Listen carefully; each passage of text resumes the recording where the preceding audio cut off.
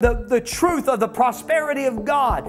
But when it's not approached with humility, leads to greed, leads to hoarding, leads to worldliness and gaining and gathering of worldly treasures instead of storing up our treasures in heaven.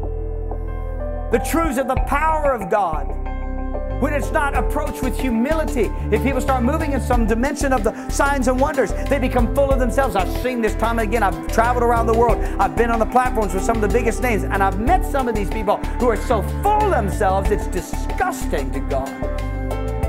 Now, some of you don't really want to hear that because your pride rises up. They're so full of themselves.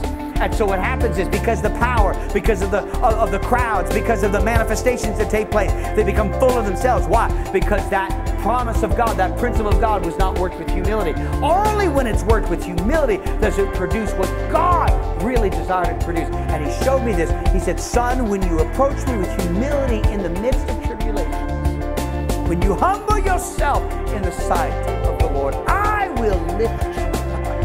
When you get your focus off of self, when you stop wrongly dividing the Word of God, when you true to humble yourself and trust me, because all lack of trust in God is rooted in pride.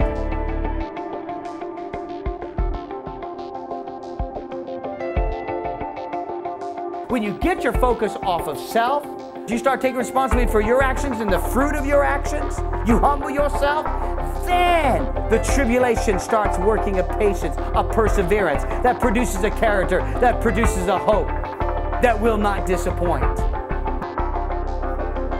Where it's all God and not me, it's the exaltation of Him. That's true humility.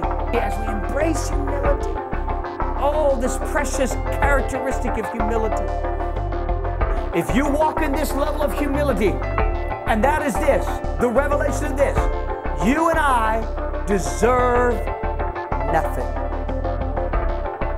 You and I deserve nothing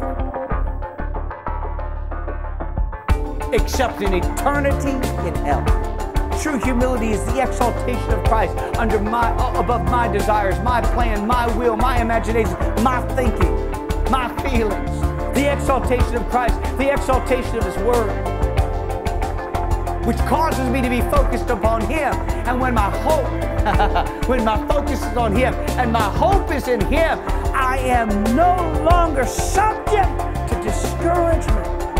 But if we can humble ourselves and recognize that we are all worthy of help, that no one is righteous, no, not one, that all have sinned and fallen short of the glory of God, that we all are deserving of eternity in hell, then you can't be disappointed and discouraged by the events of life, because if what you deserve is hell, anything beyond that is a blessing.